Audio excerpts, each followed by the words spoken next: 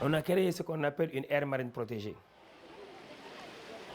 Parce que les populations avaient senti une forte dégradation du poisson et même la disparition de certaines espèces. Les pirogues allaient de plus en plus loin et les débarquements devenaient de plus en plus bas. C'est là où les pêcheurs d'Angaparo sont entrés en scène pour dire que nous avons contribué à la rareté de la ressource. Il faut maintenant que nous fassions tout pour contribuer à la régénération. On s'est dit, nous, Joaliens, est-ce qu'on doit rester les bras croisés, voir que nos ressources disparaissent et de ne rien faire? Alors que nos grands-parents nous ont légué cette mer et que nous, on doit le léguer à nos enfants d'une façon vraiment responsable.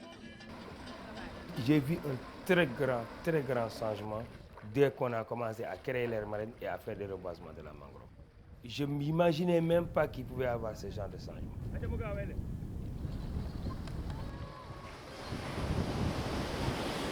Au niveau connaissance des pêcheurs, nous avons dit que la zone la plus pertinente à protéger, c'est la zone côtière et qui se trouve dans le quartier qu'on appelle Gambourou.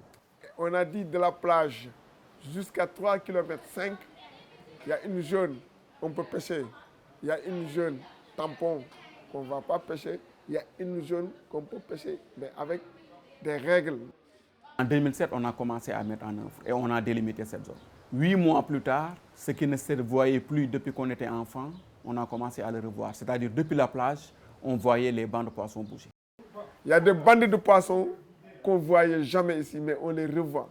Les langoustes, il y avait des 300 grammes. Ici maintenant, on voit des langoustes de 1,9 kg, 2 kg. On fait des suivis poissons. Au départ, on était à 49.